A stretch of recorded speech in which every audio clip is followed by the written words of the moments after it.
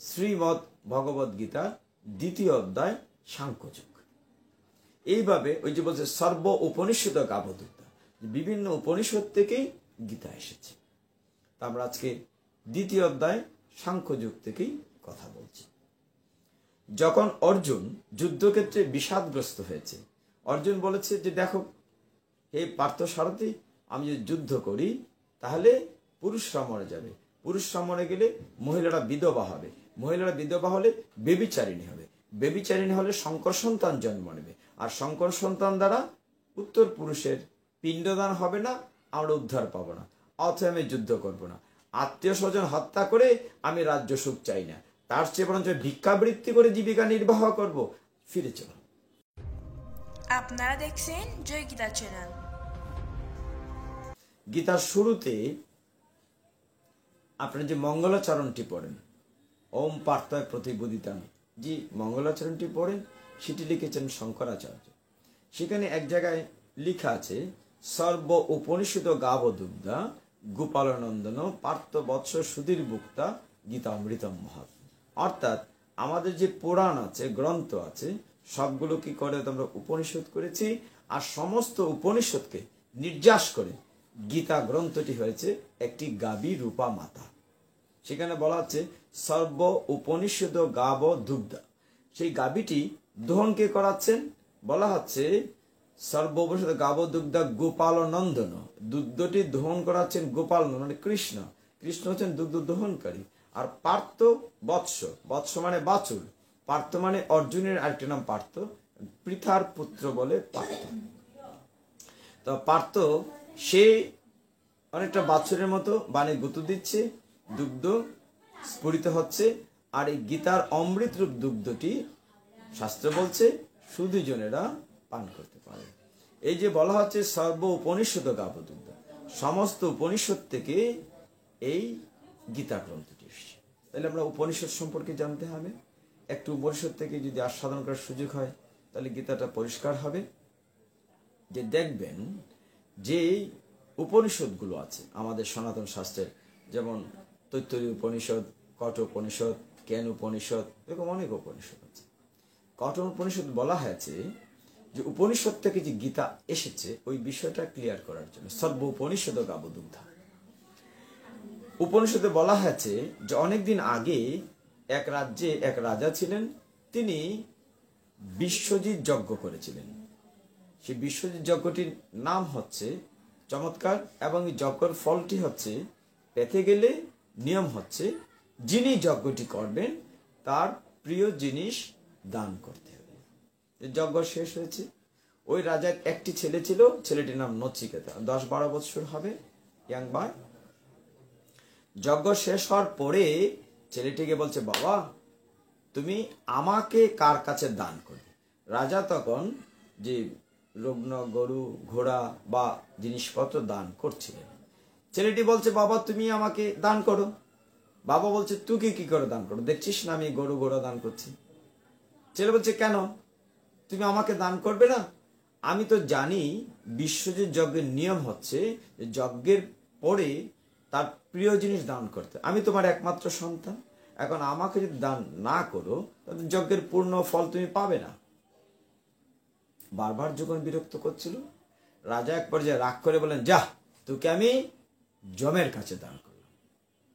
সন্ধ্যা সমাসন্ন, সারাদিন দান যজ্ঞ শেষ হয়েছে। তখন এক সময় কি করা হলো, ছেলেটি রেডি হয়ে জমালয়ে যাওয়ার জন্য মা বাবার কাছে বিদায় নিতে গিয়েছে। গিয়ে মাকে প্রণাম করেছে, বাবাকে প্রণাম করেছে, বলছে, বাবা মা বিদায় দাও, আমি জমালয়ে যাব। বাবা বলছে, কেন তুই জমালয়ে যাবি কেন? বলে, তুমি না আমাকে দান করেছো। বলে, এটা রাগের মাথায় দান করেছি। বলে, না, আমি জানি যদি তোমার দান সঠিক না হয় এবং প্রিয়জনের দানটা না হয় তোমার যজ্ঞের পূর্ণ ফল তুমি পাবে না। অনেক কান্নাকাটি করেছেন মা বাবা। নচিকেতা জমালয়ে গিয়েছে, কিন্তু আনফরচুনেটলি দুর্ভাগ্যবশত সেদিন যমরাজ জমালয়ে ছিলেন না। 3 দিন ছেলেটি বসে আছে দুর্গড়ায়। 3য় দিন পরে যমরাজ এসে দেখলেন যে তার দরজার সামনে আলোকিত হয়ে আছে। তুমি কে? যে আমি নচিকেতা। আমার বাবা তোমার কাছে আমাকে দান করেছে, কৃপা করে আপনি আমাকে গ্রহণ করুন, আমাকে আপনার সেবা করার সুযোগ দিন। যমরাজ বলছে, সর্বনাশ, তুমি এখানে কি করে আসলে? এটা তো মৃত্যুর পরে মানুষ জমালয়ে আসে, যাও যাও, ফিরে যাও। নচিকেতা বলো, না, আমার পিতা আমাকে তোমার কাছে, আপনার কাছে দান করেছেন, আমাকে গ্রহণ করুন, কোনোভাবেই যাবে না। তখন যমরাজ বললেন, আচ্ছা যা হোক, তুমি তো 3 দিন আমার গেটে বসে আছো, তুমি আমার অতিথি, অন্তত 3 দিনের জন্য 3টি বর চাও। নচিকেতা বললেন, ঠিক আছে। প্রথম বরটি হচ্ছে যে আমি আসার সময় আমার মা বাবা মনে প্রচন্ড কষ্ট পেয়েছিলেন, তুমি কৃপা করে আমার মা বাবার মনের কষ্টটি দূর করে দাও। যমরাজ বললেন, তথাস্তু। দ্বিতীয় বরটি বলছে যে আমি যখন আসি, রাজ্যের প্রজারা, রাজ্যের সকলেই আমাকে প্রচন্ড রকম ভালোবাসে, তো কৃপা করে হে যমরাজ, আমার রাজ্যের যারা প্রজারা মনে কষ্ট পেয়েছে, আমাকে যেন আবার আগের মতো গ্রহণ করে। কথাটা এই কারণে বলছি, আমরা আমাদের কোনো মৃত ব্যক্তির নামে, পিতামাতার নামে যখন দিবসী করি, বার্ষিক শ্রাদ্ধ করি ফটো রেখে, তখন যদি আমার মৃত পিতামাতা ফিরে আসে, আমরা কিন্তু ঠিকমতো গ্রহণ করতে পারবো না, যতটাই শ্রদ্ধা করি না কেন। কাজেই সে যাতে আগের মতো সকলের কাছে গৃহীত হয়, এর জন্য যমের কাছে বর চেয়ে নিচ্ছে। তিনি বলেন, তথাস্তু। এটা অনেকটা এরকম, কবিগুরু রবীন্দ্রনাথ ঠাকুরের একটি যে কাহিনী আছে, জীবিত মৃত, ওই যে কাদম্বিনী মরিয়া প্রমাণ করিল সে মরে নাই, এরকম আর কি। তৃতীয় বরের বেলা নচিকেতা বলল যে তৃতীয়টি আমার কোনো বর নয়, আমার একটি বিষয় জিজ্ঞাসা আছে, তার উত্তর দিতে হবে। দেবে তো? যমরাজ বলল, নিশ্চয়ই দেব, তোমাকে আমি কথা দিয়েছি। কি জানতে চাও বলো। তখন নচিকেতা বলল, হে যমরাজ, মানুষ মৃত্যুর পরে কি হয়? মানুষ মৃত্যু হয়ে গেলে কি দেহর সাথে সবকিছু শেষ হয়ে যায়? মৃত্যুর পরে কি হয়? দেহ এবং আত্মা বলতে কি? যমরাজ বললেন, এই প্রশ্ন তো আমরা কাউকে দেই না, তোমাকে দেয়া যাবে না, তুমি অন্য কিছু চাও, সোনা রূপা ধন দৌলত চাও। নচিকেতা বলে, এগুলো যথেষ্ট আছে, আমি রাজার ছেলে, যে তুমি অটুট যৌবন চাও, সাথে সাথে হুর পরি অপ্সরা, ওদেরকে তুমি নিয়ে সুখ করো। নচিকেতা বলল যে না, আমি ওগুলো চাই না, আমি আমার প্রশ্নের উত্তর জানতে চাই। আমি বলতে কি, আমি কি দেহ না আত্মা? মৃত্যুর পরে মানুষের কি হয়? যমরাজ যখন দেখলেন নাছোড় বান্দা ছেলেটিকে কোনোভাবেই সরানো যাবে না, তখন তিনি বলতে বাধ্য হলেন আত্মতত্ত্ব জ্ঞান, যে আমি বলতে এই দেহ নই, আমি বলতে আত্মা। দেহটি নশ্বর, সেটি পঞ্চভূতে তৈরি, ক্ষিতি অপ তেজ মরুদ্ভূম, অর্থাৎ মাটি, জল, আকাশ, আগুন, বাতাস, ওগুলোর সাথে মৃত্যুর পরে দেহটি মিশে যাবে, ছালি মাটি হয়ে। কিন্তু আমার যে সূক্ষ্ম দেহটি আত্মা, সেটার মূল পরিচয়, যেটি মন বুদ্ধি অহংকারের সমন্বয়ে তৈরি হয়েছে, সেটি আমার কর্মফল, আমি এই জন্মে যা করছি তা ক্যারিডন করে পরবর্তী জন্মে নিয়ে যাবে। সমস্ত যে তথ্যটি বলেছেন যমরাজ নচিকেতাকে, আত্মতত্ত্ব, আমার মৃত্যুর পরে কি হবে, দেহের কি হবে, এই পুরা বিষয়টি হচ্ছে মূলত শ্রীমদ্ ভগবদ গীতার 2য় অধ্যায় সাংখ্যযোগ। এইভাবে ওই যে বলছে সর্ব উপনিষদ গাবদূতা, বিভিন্ন উপনিষদ থেকেই গীতা এসেছে। তা আমরা আজকে 2য় অধ্যায় সাংখ্যযোগ থেকেই কথা বলছি। যখন অর্জুন যুদ্ধক্ষেত্রে বিষাদগ্রস্ত হয়েছে, অর্জুন বলেছে যে দেখো হে পার্থ সারথি, আমি যদি যুদ্ধ করি তাহলে পুরুষরা মরে যাবে, পুরুষরা মরে গেলে মহিলারা বিধবা হবে, মহিলারা বিধবা হলে বেবিচারিণী হবে, বেবিচারিণী হলে শঙ্কর সন্তান জন্ম নেবে, আর শঙ্কর সন্তান দ্বারা উত্তর পুরুষের পিণ্ডদান হবে না, আমরা উদ্ধার পাবো না, অথবা আমি যুদ্ধ করব না, আত্মীয় স্বজন হত্যা করে আমি রাজ্য সুখ চাই না, তার চেয়ে বরঞ্চ ভিক্ষাবৃত্তি করে জীবিকা নির্বাহ করব, ফিরে চলো। ভগবান বলছেন, উঠো, যুদ্ধ করো, অন্যায়ের বিরুদ্ধে, অসত্যের বিরুদ্ধে, অধর্মের বিরুদ্ধে। তুমি ক্ষত্রিয়, তোমার কর্তব্যই হচ্ছে অন্যায়, অসত্য, অধর্মের বিরুদ্ধে যুদ্ধ করা। তুমি এই নপুংসকের মতো আচরণ করছে কেন? ভগবান বলছেন 2য় অধ্যায় সাংখ্যযোগের 3 নং শ্লোকে, ক্লৈব্যং মাস্মগমঃ পার্থ ন এতত্ত্বয়ি উপপদ্যতে ক্ষুদ্রম হৃদয় দৌর্বল্যম ত্যক্তা উত্তিষ্ঠ পরন্তপ। তুমি এই ক্লিপ কেন? তুমি ক্লিবত্ব ত্যাগ করো, উঠো পার্থ। তুমি এই যে শত্রুপক্ষকে উত্তিষ্ঠিত পরন্তপ, তুমি যুদ্ধ করো। এই ক্ষুদ্র হৃদয়ের দুর্বলতা ত্যাগ করো। ক্ষুদ্রম হৃদয়ে দুর্বলম ত্যাগতা। যখন ভগবান বুঝাতে চাইছেন, কিন্তু অর্জুন যেন বুঝতে চাইছিল না। এই যে আত্মতত্ত্ব জ্ঞান, পুরো 72টি শ্লোক, দ্বিতীয় অধ্যায় সাংখ্যযোগ, বিশাল। সেখানে আমি কয়েকটা শ্লোকতে আলোচনা করব, সবটা করলে তো অনেক সময় দরকার। তিনি বলছেন যে তোমার এটা তো কার্পণ্য দোষ, কার্পণ্য দোষ ও উপরীত স্বভাব, পৃচ্ছামি ত্বাম ধর্ম সমূর চেতা ইয়ৎ শ্রেয়। তুমি উঠো, তোমার যে কার্পণ্য দোষ এটা ত্যাগ করো। উপরীত স্বভাব, এটা তোমার একটা স্বভাবে দিয়েছে, সেখান থেকে। আর সত্যি কথা বলতে কি অর্জুন, তুমি যে কথাগুলো বলছো, কথাগুলো তো জ্ঞানীর মতো বলছো, কিন্তু কাজটি করছো মূর্খের মতো। কেননা একজন জ্ঞানী লোক কখনোই কে এলো বা কে গেল, কে জীবিত কে মৃত, এ নিয়ে কখনো দুশ্চিন্তা করেন না। ভগবান তখন বলছেন দ্বিতীয় অধ্যায় 11 শ্লোকে, অশুচান অন্ন শুচাস্তাং প্রজ্ঞাভাদাংশ ভাষচে গতাশুনশ্চ নান অনুসূচান্তি পণ্ডিতা। অশুচান অন্ন শুচোত্তম প্রজ্ঞাবাদাঞ্চ ভাষসে। ভগবান বলছেন তুমি যে অনুসূচনা করছো, সুখ করছো, কাকে নিয়ে সুখ করছো? একজন জ্ঞানী ব্যক্তি কখনো গতাশুন অগতাশুন, কে এলো কেউ গেল, এই নিয়ে কখনো দুশ্চিন্তা করো। উঠো। আর এই যে তুমি বলছো মারবে, মারবে না। তুমি তো দেহটাকে মারতে পারো, কিন্তু আত্মাকে তুমি মারতে পারো না। দেহটা নশ্বর, এই দেহকে তুমি যদি নাও মারো, দেহ আপনা আপনি মরে যাচ্ছে। তুমি দেখো, তিনি তখন 13 নং শ্লোকে বলেছেন সুন্দর, দেহিন অস্মিন যথা দেহে কৌমারম যৌবনং জরা। দেখেন কি সুন্দর ভগবান বলছেন যে এই দেহটি পর্যায়ক্রমে মৃত্যু হচ্ছে। আমি যে বয়সে উপনীত হয়েছি, আমি ইচ্ছে করলেই আর একটি শিশু হতে পারবো না। একজন বৃদ্ধা মাতাজি যদি কোটি টাকা খরচ করে প্লাস্টিক সার্জারি করেন, তিনি কখনোই একটি ইয়াং গার্ল হতে পারবেন না। এই যে দেহের মৃত্যু, যে কৌমারং জড়যথা, দেহ তো শিশু থেকে কিশোর, কুমার, যৌবক, তারপরে জরা ব্যাধি অসুস্থতা আস্তে আস্তে ক্ষয় হয়ে যাচ্ছে। দেহিন অস্মিন ইয়তা দেহে কৌমারং যৌবনং যারা তথা দেহান্ত প্রাপ্তি ধীর তত্র ন মুজ্জতি। হে অর্জুন, এটা দেহান্তর হয়ে যাবে, এই খাঁচাটি ফেলে আরেকটি খাঁচা ধারণ করবে। আর তুমি নিয়ে দুশ্চিন্তা করছো। দুশ্চিন্তা করলে তো তুমি সেই অমৃত লোকে পৌঁছতে পারবে না। তিনি 15 শ্লোকে সেটি বলেছেন, ইয়ামহীন বেতয়ান্তিতে পুরুষম পুরুষর্ষবঃ সম দুঃখ সুখম ধীরম স অমৃতায় কল্পতে। অর্থাৎ হে পুরুষ শ্রেষ্ঠ অর্জুন, ইয়ামহীন বেতয়ান্তিতি পুরুষম পুরুষর্ষব, যে একজন জ্ঞানী ব্যক্তি, তিনি যিনি সুখ দুঃখকে সমানভাবে দেখে, যিনি শীত এবং উষ্ণকে সমানভাবে অনুভব করেন, এবং তিনি কেবল অমৃতত্বায় কল্পতে, সেই যে ধীর স্থির ব্যক্তি, সেই শুদ্ধ ব্যক্তি যিনি সুখ এবং দুঃখকে সমানভাবে অনুভব করেন, তিনি কেবল অমৃত পাওয়ার অধিকারী, তিনি কেবল অমরত্ব পাওয়ার অধিকারী। যখন এইভাবে বুঝাচ্ছেন, অর্জুন বুঝতে চাইছিল না, যেন আমরাই বুঝতে চাই না। ওই যমরাজার কাহিনী থেকে আসি।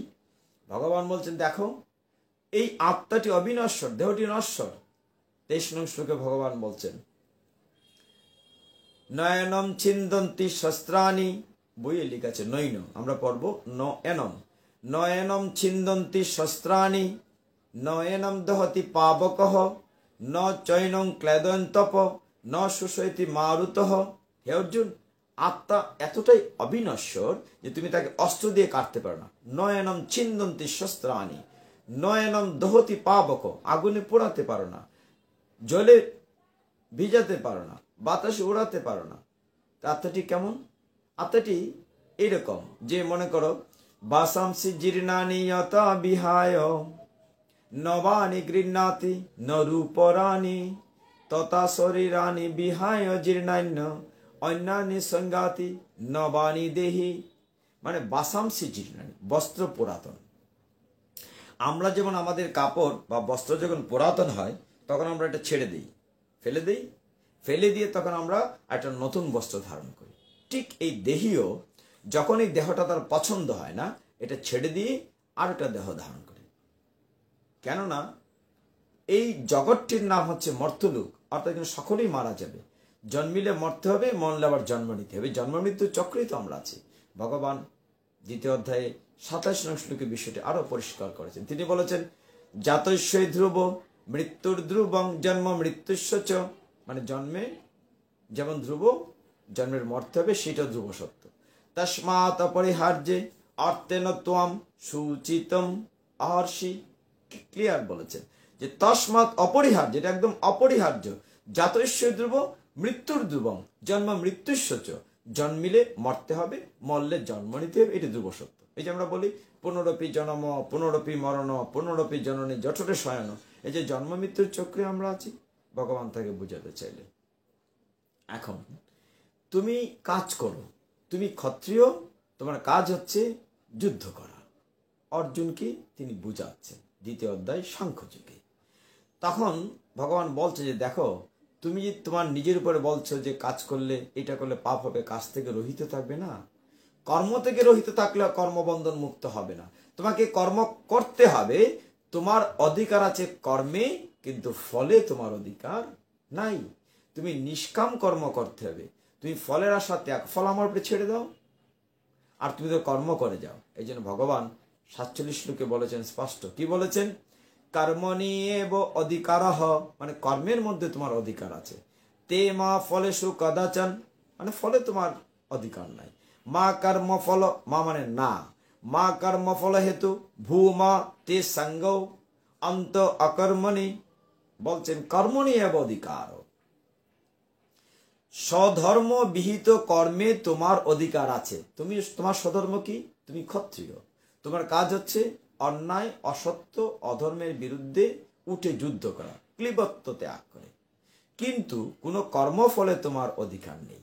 বলা হচ্ছে তে মা ফলে সুকদা আচন, মা মানে না, ফলে কখনো তোমার অধিকার নেই। কখনো নিজেকে কর্মফলের হেতু বলে মনে করো না। অর্জুন, তুমি তো মনে করেছো তুমি মানলে পাপ হবে, না না, এটা তোমার দায় দায়িত্ব না। এবং কখনো স্বধর্ম আচরণ না করার প্রতিও আসক্ত হইও না। মানে তুমি নিজের যে ধর্ম কর্তৃ হিসাবে সেটা যদি না করতে চাও, এটা ঠিক না। তোমাকে কর্ম করতে হবে, কর্ম তোমার অধিকার, কিন্তু কর্ম ফলে তোমার কোনো অধিকার নাই। এইভাবে যখন আমরা দেখব যে সাংখ্য যুগে তার আত্মতত্ত্ব জ্ঞান ভগবান বোঝাচ্ছেন, বলছে যে দেখো যে এইটার জন্য তোমাকে স্থির চিত্তের অধিকারী হবে। এবং স্থির চিত্ত বা আমরা যে জন্মমৃত্যু চক্র থেকে মুক্ত হতে চাই, কে মুক্ত হবে? যিনি প্রকৃতপক্ষেই অনাদিতে গোবিন্দের কাছে প্রপদ্যন্তে আত্মসমর্পণ করে ভগবত ভক্তি অনুশীলন করেন, তিনি 2 অধ্যায় সাংখ্য যুগের 50 নং শ্লোকে বলেছেন, বুদ্ধি যুক্ত জহাতি ইহ উবে সুকৃতি দুষ্কৃতি তস্মাৎ যুগায় যুষ্য উগহ কর্মসু কৌশলম। এই যে কৌশলটা বলছে, বুদ্ধি যুক্ত জহাতি, মানে যিনি ভগবত ভক্তির অনুশীলন করেন, তিনি এই জীবনেই পাপ ও পুণ্য উভয় থেকেই মুক্ত হন। বলা হচ্ছে উবে সুকৃত দুষ্কৃতে। একজন লোক, কথাটা একটু ক্লিয়ার করি, যে একজন লোক এই দুর্লভ মনুষ্য জন্ম পেয়ে যদি ভগবত ভক্তি অনুশীলন করেন, অর্থাৎ ভগবানের প্রতি যে আমাদের সেবা পূজার যে দায়িত্ব, সেটি যদি তিনি অনুশীলন করেন, প্র্যাকটিস করেন, এই যেমন দামোদর মাসে আমরা ভোরে উঠে স্নান করব, সন্ধ্যায় দীপদান করব ইত্যাদি, যেমন আজকে রমা একাদশীতে আমরা উপবাস করেছি, ফলাহার করেছি, আগামীকাল পারণা করব, এই যদি ভগবত ভক্তির অনুশীলন করেন, তাহলে ভগবান বলছেন তিনি সকল প্রকার পাপ পুণ্য উভয় থেকে মুক্ত হবে। অতএব তুমি নিষ্কাম কর্মযুগের অনুষ্ঠান করো, তস্মাৎ যুগায় যুজস্য যুগাহা, এবং সেটি হচ্ছে সর্বাঙ্গীন কর্মকৌশল। কর্মসু কৌশলম বলছেন ভগবান, কর্মসু কৌশলম, এটি কৌশল। তো কেমন হয়ে করতে হবে? তখন মূলত অর্জুন জানতে চেয়েছিল যে স্থিতপ্রজ্ঞ, তুমি যে বলছো একজন স্থির হতে হবে, তোমাকে সাধন ভজন করতে হবে, ভালোবাসতে হবে, সময় দিতে হবে। এখন স্থিতপ্রজ্ঞ ব্যক্তির লক্ষণটা কি? মানে একজন এরকম হতে গেলে কি করতে হবে? আপনারা সকলেই জানেন আমরা 5টা কর্মেন্দ্রিয়, 5টা জ্ঞানেন্দ্রিয়, হস্তপদ চক্ষু কোণ নাসিকা, কিংবা মনে করেন মন বুদ্ধি অহংকার, কিংবা মনে করেন চোখ, মানে 5টা যে আমাদের ইন্দ্রিয় আছে, 5-5-10টি, সেটা বলছে ইন্দ্রিয়কে যদি কন্ট্রোল করতে পারে, তানি সর্বাণী সংযম্য যুক্ত আসিত মত পড়, বশেহি, মানে ইন্দ্রকে যদি বসে নিতে পারো, বসে ঈশ্বর ইন্দ্রিয়াণী তস্য প্রজ্ঞা প্রতিষ্ঠিতা, মানে একজন প্রজ্ঞা ব্যক্তি, স্থিত প্রজ্ঞা ব্যক্তি তিনি হবেন যিনি মত পড় শব্দটি এখানে অত্যন্ত গুরুত্বপূর্ণ। মত পড় মানে ভগবানের প্রতি যদি একনিষ্ঠ ভাবে, আমরা বলি না যে একটি অধ্যায় আছে, 9ম অধ্যায়, রাজবিদ্যা রাজগুজ, ভগবান কি বলছিলেন, অনন্যশ্চিন্তয়ান্ত মাম যে জনা পর্যুপাস, মানে সমস্ত চিন্তাবাদ দিয়ে একচিত্তে, অর্থাৎ মত পড়া হয়। তাই ভগবান বলছেন তানি সর্বাণী সংযম্য সংযম্য ইয়ক্ত আশিত মত পড় বশেহি ঈশ্ব ইন্দ্রিয়াণী তস্য প্রজ্ঞা প্রতিষ্ঠিতা, যিনি তার ইন্দ্রিয়গুলিকে সম্পূর্ণরূপে সংযত করে আমার প্রতি উত্তমা ভক্তি পরায়ণ হয়ে তার ইন্দ্রিয়গুলিকে সম্পূর্ণরূপে বশীভূত করেছেন, তিনি স্থিতপ্রজ্ঞ। দেখেন ভগবান এখানে স্থিতপ্রজ্ঞের সংজ্ঞা দিয়েছেন স্পষ্টভাবে 61 নম্বর শ্লোকে, 2য় অধ্যায় সাংখ্যযোগে। আমরা দেখেছি যে মহারাজ অম্বরীশ এবং দুর্বাসামণি যখন প্রচন্ড রকম রাগ করে মহারাজ অম্বরীশকে ধ্বংস করে ফেলার জন্য অভিসম্পাদ দিচ্ছিলেন, কিন্তু কিচ্ছু করতে পারেননি, কেননা মহারাজ অম্বরীশ একজন স্থিতপ্রজ্ঞ ব্যক্তি, তিনি একদম নিয়মভাবে তার সমস্ত ইন্দ্রিয়কে সংযম করেছেন, সমস্ত ইন্দ্রিয়কে তার বশ্য নিয়েছেন, এতে গিয়ে তিনি স্থিতপ্রজ্ঞ হয়েছেন। এই কারণে দুর্বাসামণি তার কোনো ক্ষতি করতে পারেনি। তাহলে কি করতে হবে?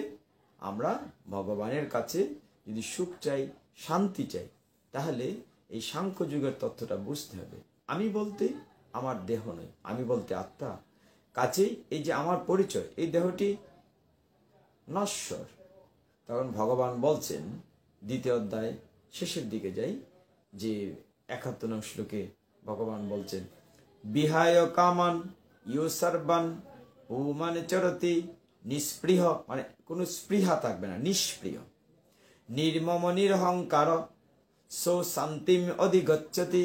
কি সুন্দর কথা বলেছেন ভগবান। বলেছেন যে তুমি আমার কাছে কি করবে, যে নিষ্কাম কর্ম করবে, এবং নিষ্কাম কর্মের উপরে ভগবান অত্যন্ত গুরুত্ব দিয়েছেন।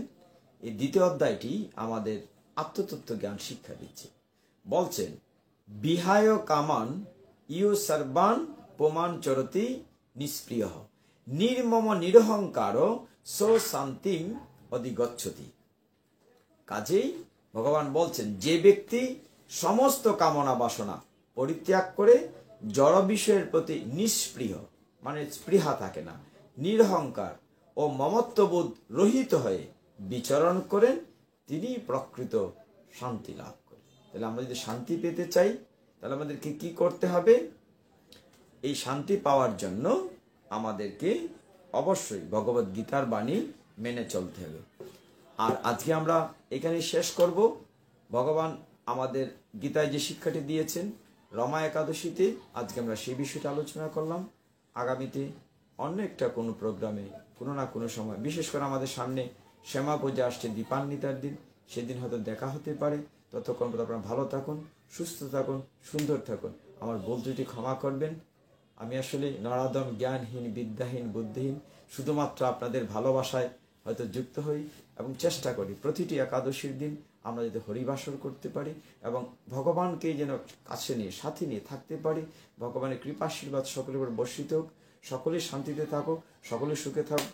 সর্বে সুখিন ভবন্ত, সর্বে সন্ত নিরাময়া, সর্বে ভদ্রাণী পশ্যন্ত, মা কশ্চিৎ দুঃখ ভাগ অভবে। এই পৃথিবীর সকলেই সুখী হোক, সকলে শান্তিতে হোক, কেউ যেন রোগ ভোগ না করে। ওম শান্তি শান্তি শান্তি। হরি ওম তৎসৎ। চৈতন্য মহাপ্রভু কথা বলে শুরু করেছিলাম, প্রতিদিন সেটা বলে শেষ করি।